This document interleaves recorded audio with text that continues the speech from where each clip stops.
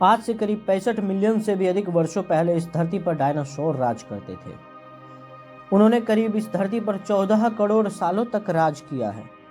उनकी भी हजारों प्रजातियां थी, जिनमें कुछ शांत स्वभाव के थे तो कुछ बहुत ही खतरनाक स्वभाव के। लेकिन ऐसी कौन सी घटना हुई जिससे सभी डायनासोर का अंत एक साथ हो गया? आइए जानते हैं आज की इस वीडियो में। आज से 6.5 करोड़ साल पहले चलते हैं। उस समय सब नॉर्मल ही चल रहा था। जब डायनासोर आराम से अपना जीवन जी रहे थे, तब उससे लगभग 10 करोड़ साल पहले ही उनकी किस्मत लिखी जा चुकी थी। 10 करोड़ साल पहले एक छोटा एस्टेरॉयड का टुकड़ा जो सुदूर अंतरिक्ष से आ रहा था, वह पृथ्वी से करीब 20 करोड़ मील दूर मंगल और बृहस्पति ग्रह के बीच बने क्षुद्र ग्रह बेल्ट में घूम रहे एक बड़े एस्टेरॉयड से टकराता है।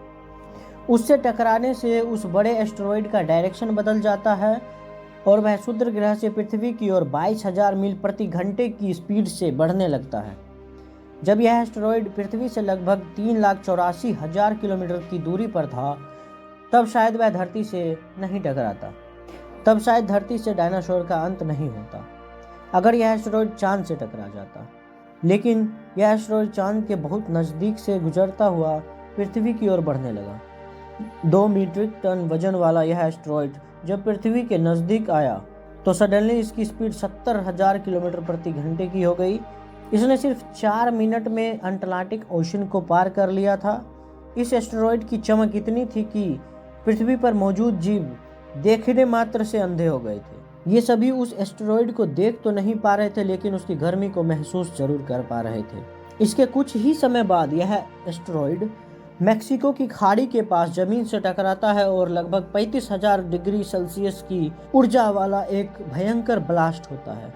यह विस्फोट लगभग 10 हाइड्रोजन बम के ब्लास्ट के बराबर था। धरती से टकराते ही वहां लगभग 80 किलोमीटर चौड़ा और 20 किलोमीटर गहरा गड्ढा बन गया।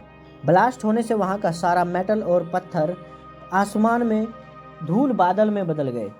16 मिनट और 40 सेकेंड बाद धरती पर 11.1 तीव्रता का भूकंप आता है, जिससे समुद्र अपने पीक पर चला जाता है और चारों तरफ सुनामी ही सुनामी का मंजर था और भूकंप की वजह से ज्वालामुखी भी एक्टिव हो गई। धरती पर महाविनाश शुरू हो चुका था। इस एस्टेरॉयड के 800 किलोमीटर के अंदर आने वाले जो भी जीव थे वो सब जलकर राख हो गए थे। आसमान में उड़ने वाले डायनासोर इस जमीनी त्रासदी से तो बच गए थे, लेकिन विस्फोट की वजह से जो लाखों टन मेटल धूल पत्थर अंतरिक्ष में गया था, वह ग्रेविटेशनल फोर्स की वजह से सिर्फ 40 मिनट बाद ही आग के गोलों के रूप में पूरी धरती पर बरसने लगे। और दूसरी तरफ उस धूल के बादल की वजह से पृथ्वी पर सूर्य की किरण का आना लगभग असंभव हो चुका था। लगभग 100 डिग्री सेल्सियस गर्म हवाओं की वजह से पेड़ पौधे सभी नष्ट हो गए थे। विस्फोट के 90 मिनट बाद